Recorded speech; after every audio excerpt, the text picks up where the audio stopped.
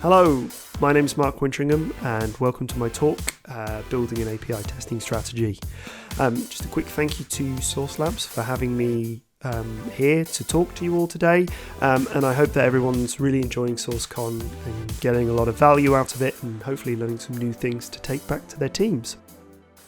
Myself, I'm the dojo boss at Ministry of Testing. That means I'm predominantly focused on training and teaching testing in various different ways.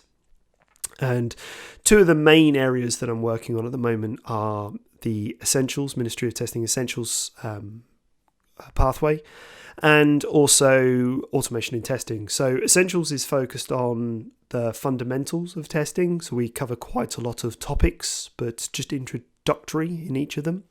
And then automation in testing, myself and Richard Bradshaw, we focus on teaching around how automation should be around supporting individuals in their testing rather than replacing them.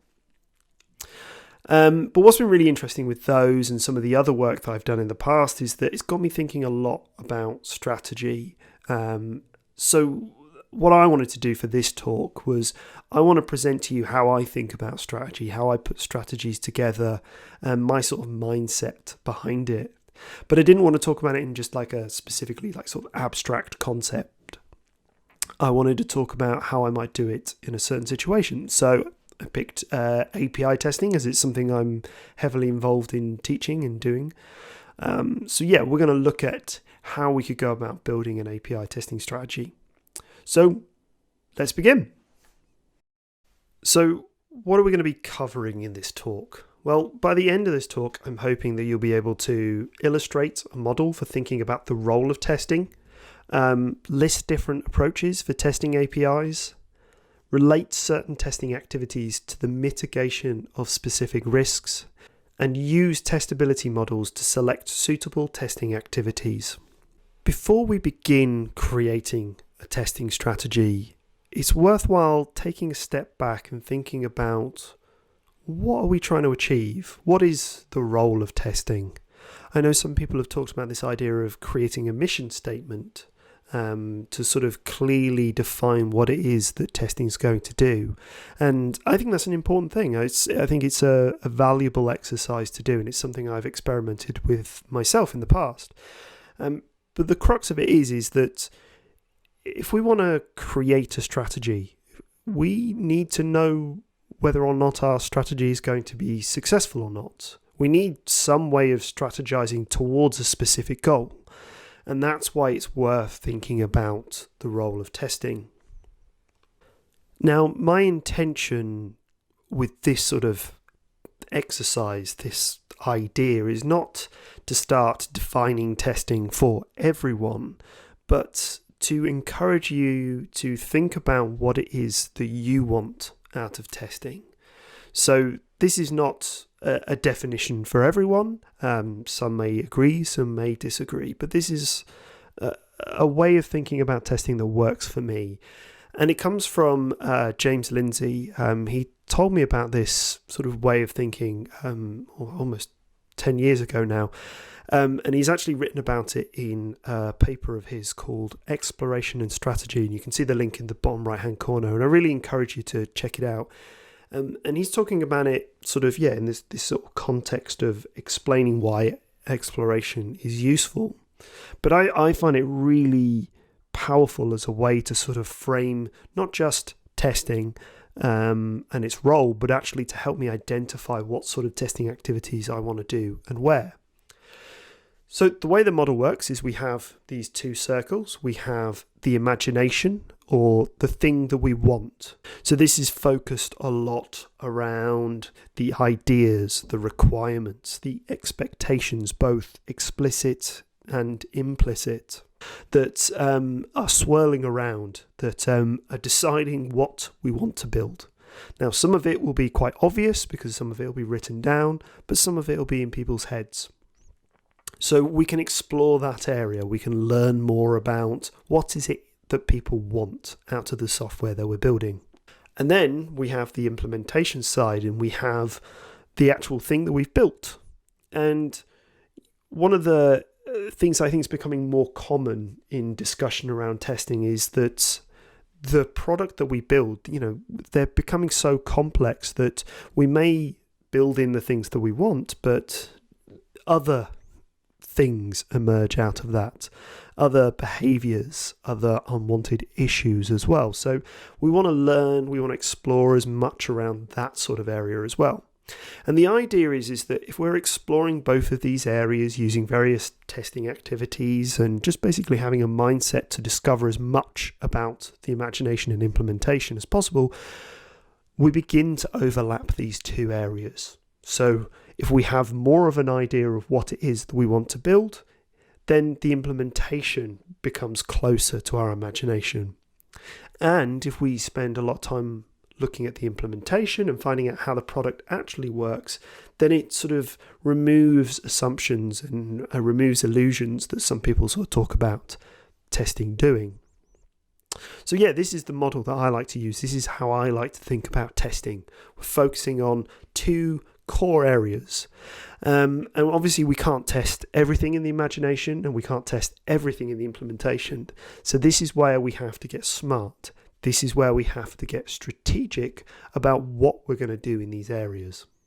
So within the context of these two areas, when I'm thinking about strategy, I'm thinking about opportunities.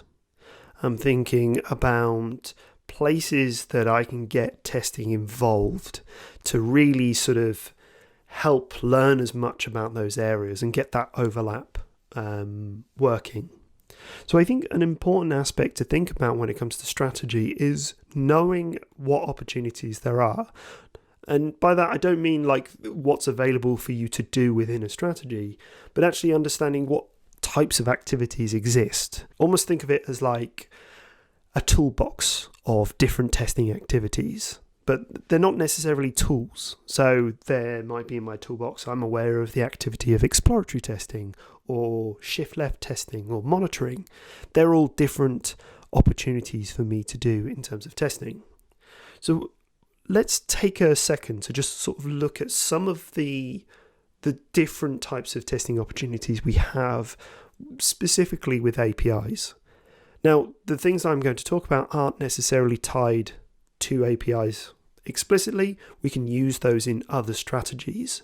But as I said, if I was thinking about working on a strategy for testing an API platform, these are the sort of opportunities that I'll be aware of, that I'm looking to learn whether or not I could implement them into a strategy later on. And we'll explore that in a few minutes. As I go through each of these activities or these opportunities, you're going to see that I've kind of ordered them based on where they might appear in the software development lifecycle. And the reason why I've done that is because I want to make it clear that there's no favoritism or there's no specific activity or opportunity that's better than the others. They're all different. But for us to be successful with a strategy, we want a good mix. And we'll learn a little bit more about that in a minute. But I mention it because the first activity really highlights that, which is testing API designs. So for here, what we're doing is we're actually questioning requirements and ideas and artifacts that explicitly state what it is that we want to build before a line of code is implemented. So here we might be doing things like getting involved in conversations around how we're going to design our APIs. So I could be asking things like, well, what structure should our response payload be? If it was search results, should they all be in one big massive payload or should it be paginated? And what impact does that have on the rest of the system? What impact does that have on my testing? What risks do I need to think about that kind of connect to those sort of things? And the reason why we do this is because we want to catch issues early and we want to resolve misconceptions. And that resolution of misconceptions is vital. We want a shared understanding. Not everything that's going to be implemented that could be a bug is going to be down to broken or erroneous code. There are times when things are implemented just because there's a misunderstanding between what a product owner and a developer has said. And it's a very easy thing to sort of fall into. So that's why we're getting involved, testing early, asking questions to sort of help make sure that everyone is on the same page before we start getting into the code. And as you can see, this is only predominantly focused on the imagination area. So we're going back to that role of testing and thinking about, we want to learn as much about the imagination and as much about the implementation as possible. This activity is predominantly focused on the imagination side. And I think this demonstrates how this is a fantastic technique, fantastic activity to get your teams involved with, but it's not going to be the be all and end all. We're going to need other things to happen further down the line. And just like we have testing activities that can focus on the imagination, we also can have ones that focus predominantly on the implementation side. And this is where I think exploratory testing as an activity can be really useful, because it's not just focusing on that overlap. It's not just focusing on what we've explicitly said that we want. It's actually exploring beyond that. We want to learn as much about how our products work. So we're exploring a product within a given constraint. We're thinking about a risk. We're thinking about specific information that we want to find. And we're not just using our current expectations of how the system works to guide that. We're deliberately trying to find out more. We're trying to explore the unknown. So a good example of this might be that we might have some rules that set what the validation should be for specific data types in a payload. But I want to actually push that further. I want to do exploratory testing to see if there are any other issues around validation, if there are ways in which I could get around it. Are there issues in which boundaries are not set correctly? That sort of thing. But the key here is that I am going beyond just what the requirements tell me. I'm trying to find out more as well. And this is vitally useful because this is helping us discover how a product truly is working. If we are just testing a product based on our explicit expectations, so if we're running things like test cases that are tied to requirements, they may teach us a little bit about the product, but really they're only focusing on the areas that we kind of already know exist in our systems because we built them to adhere to those requirements. By doing exploratory testing, we're going beyond that and we're really finding out how this product works in certain situations. So with that in mind, this focuses more on the implementation side of things.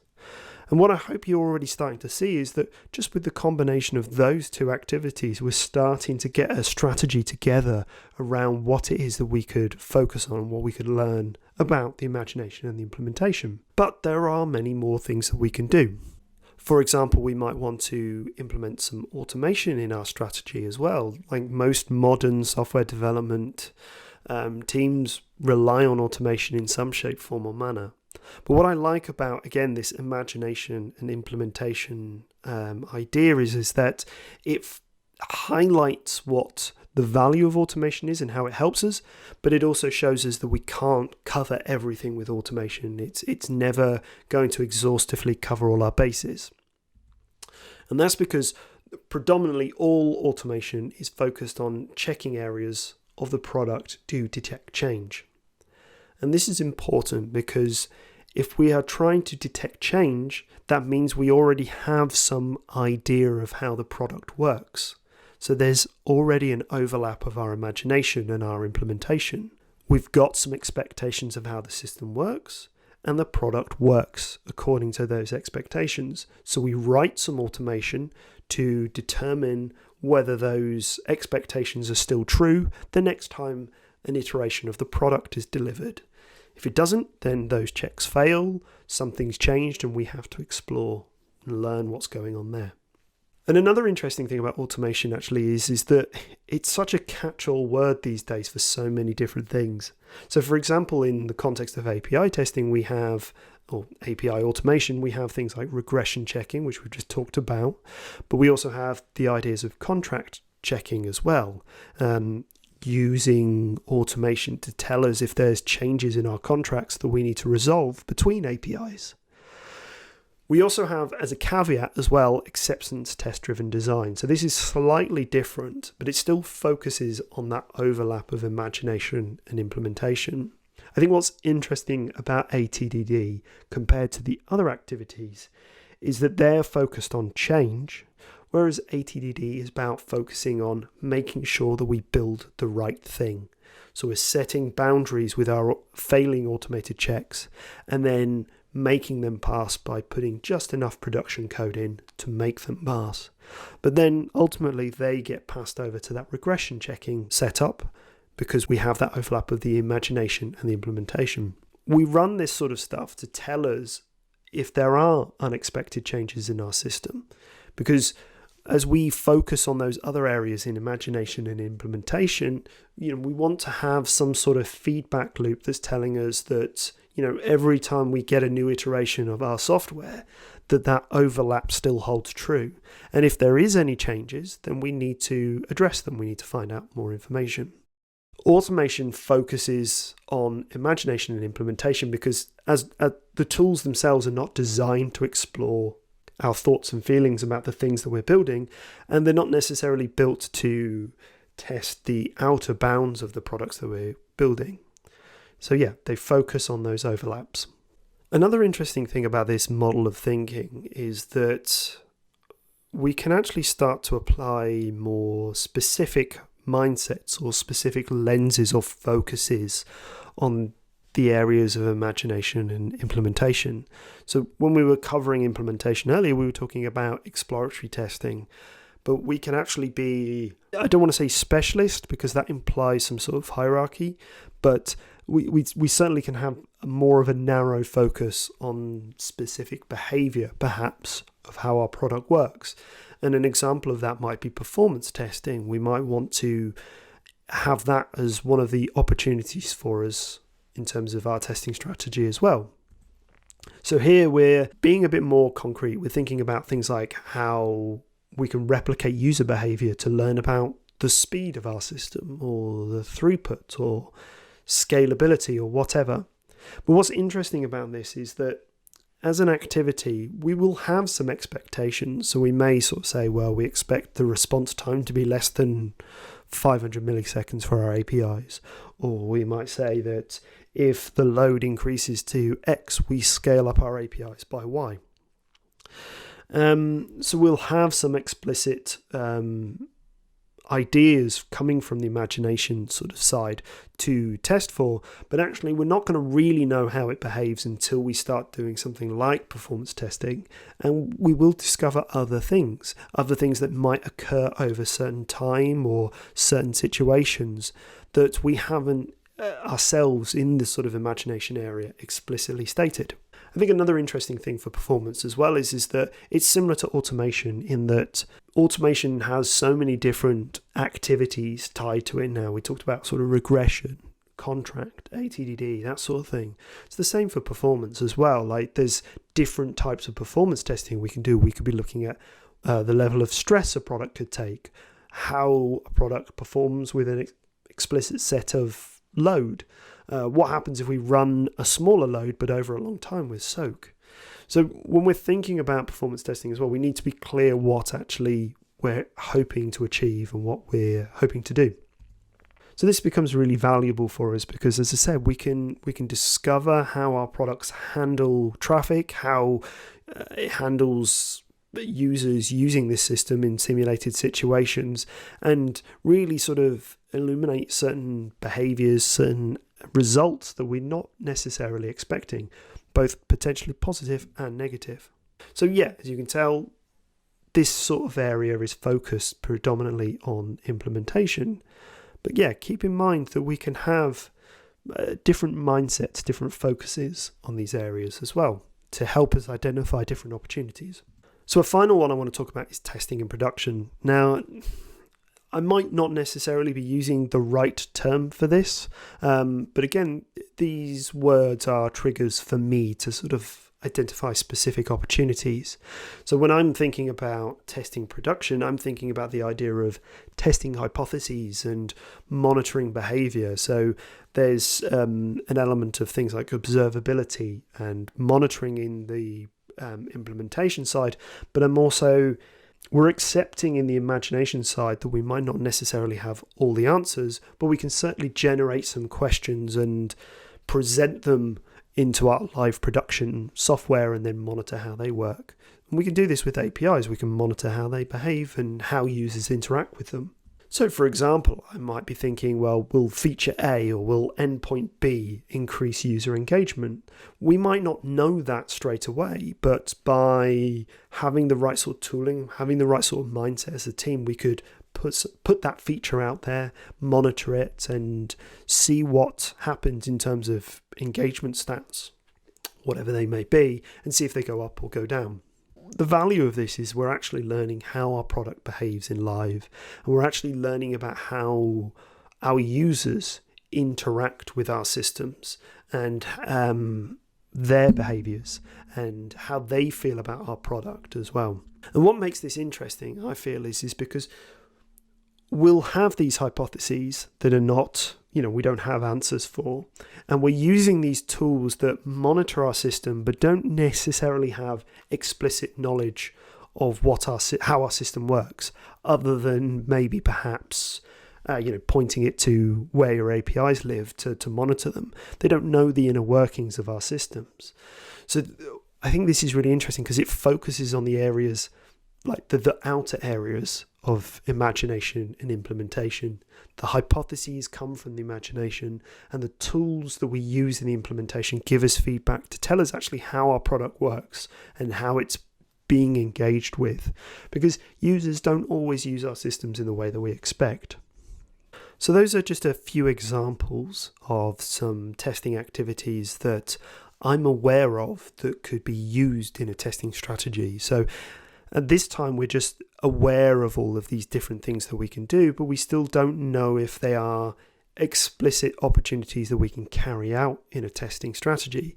So we have all these different techniques, all these different things that are available to us, but we still need to think about whether or not they are things that we can take advantage of. Because there's no silver bullet testing strategy for every situation. Our context matters, and that's going to dictate what things we can do, what things we can't do, and also what opportunities there are in the future if we invest time in certain places.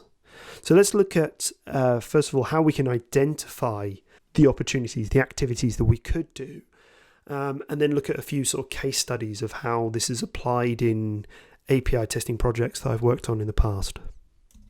So for some of you, you might have attended last year's SauceCon, and during that time, my fellow automation in tester, Richard Bradshaw, he gave a talk about pyramids, which is a sore subject for myself and Richard, but he talked about how testability is a foundation to any successful strategy, and I couldn't agree more.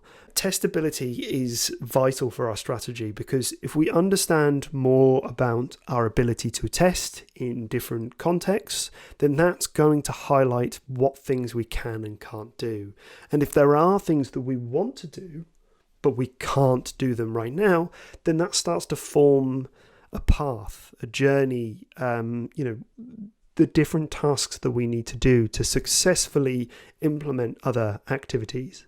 So for example, if we want to do automation, but if we look at something like Rob Meany and Ash Winter's testability model here, the 10 Ps, we could look at like people. If people don't have the skills and knowledge to do automation, then we need to put the steps in place to get people skilled up and trained so that they can successfully start implementing automation. So yeah, I really like these models of testability as ways of framing the different information that I can gather for my strategy. So as I mentioned, Rob and Ash's model here is one that Richard and I use regularly when talking about testability and strategy, because it's covering a wide range of things. So it ranges from things like the people and the individuals to things like the project. What sort of constraints do you have in terms of time, budget? When's the deadline due? Things like, how do we handle our production issues? Do we have lots of them? Do we have fewer of them? When they do occur, do they shut everything down, or are we able to be a bit proactive and deal with them by doing rollbacks? So all these different factors, and they all kind of interrelate with one another, can impact us in different ways. There are other models as well, and I encourage you to check them out as well around testability. So there's the Dimensions of Testability by Maria Cademo and Ben Kelly. And then James Bark has got a great model on testability as well, that I think was like the first one that really sort of triggered this sort of conversation, or like this idea of trying to sort of capture testability as models. But whatever model you use, whatever approach you use, it's important to take that time to actually learn about the context. What's actually going on in our project right now? Who are the people involved? What are the goals? What do people want to achieve? Because all of that is going to factor into what you can and can't do. And another thing as well is that strategies can change over time. Testability is fluid as well. So the example I gave with the people, at first they might not have the skills to do something, but the skills may either be attained through training or by hiring new staff. So the skills may come, but they may go as well. And just as the testability and the context changes, so will our strategy. So I'm going to share a few examples of how testability, and sort of use some of these different P's to sort of highlight different factors of testability that can impact what I could and couldn't do in a strategy. So my first example is a project that I worked on, which was a microservice architecture in which we were delivering a lot of varied different services. So here we can apply the testability model, and we can discover things like, for example, we had a strong culture around improving quality. So that was sort of that philosophy mindset. So everyone had buy-in to make the best product we could make, but also improve the quality of the team, the quality of our delivery as well. All of that factored into how we approached software development. We also had isolatable microservice APIs. So this is with an eye towards the product. So the product was highly testable as well, and that meant we could take advantage of that in different ways. And we had a low tolerance for production issues. The client who owned this platform basically had legal constraints around having production issues. So we had to be so careful to make sure, A, that we didn't introduce any, but B, if we did have any, we reacted to them really quickly. With that in mind, let's bring back that model, that imagination and implementation model, and then let's think about our activities. So we had a strong quality mindset. So it meant things like testing API designs was something that everyone wanted to get involved with. There was real buy-in to have discussions and collaborate as a team to sort of ensure that we built the right thing straight away.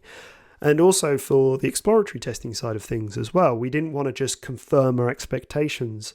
We wanted to make sure that we went beyond that in terms of our testing to find out if there were specific issues that kind of fell out of our best intentions. Then the APIs, as I say, they were isolatable.